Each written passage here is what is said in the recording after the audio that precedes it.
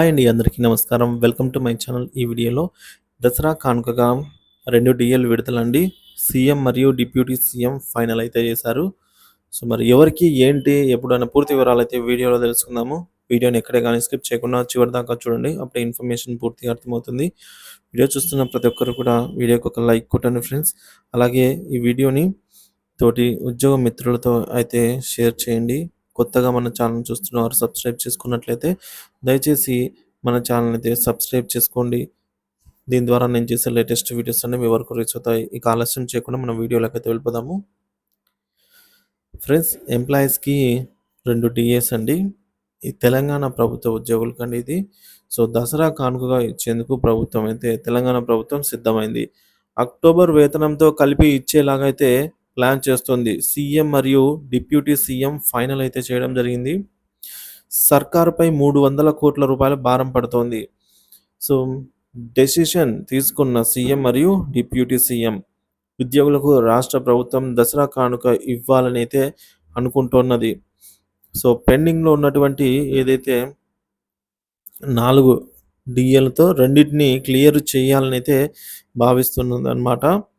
So November 1 తారీఖునే అందుకోబోయే October నెల జీతంతో ఈ అమౌంట్ అయితే కలిపి ఇవ్వాలని అయితే అనుకుంటుంది. ఈ మేరకు ఆర్థిక శాఖ కసరత్తు చేస్తోంది. సో 2 డిఏలను ప్రభుత్వం క్లియర్ చేసే బాటలో సర్కార్ అయితే ఉందన్నమాట.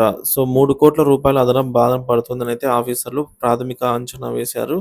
అయితే గత బీఆర్ఎస్ ప్రభుత్వంలో 2022 జూలై నుంచి డిఏలు పెండింగ్‌లో ఉన్నాయి. సో 5 డిఏలలో 5 డిఏలు పెండింగ్ ఉన్నాయన్నమాట.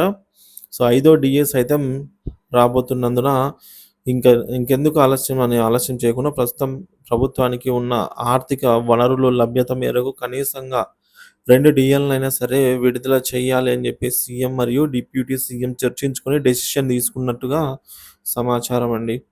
ఇక ఉద్యోగులకు దసరా కానుక ఇవ్వడానికి ప్రభుత్వం ఈ మేరకు సిద్ధమైంది. ఈ పెండింగ్‌లో ఉన్నటువంటి 4 డిఏలు, వచ్చే 5 డిఏ వీటన్నిటిలో గాను 2 డిఏలనైతే క్లియర్ చేయాలనైతే అనుకుంటుంది. నవంబర్ 1 తారీఖునైతే ఇవ్వబోతోందనమాట.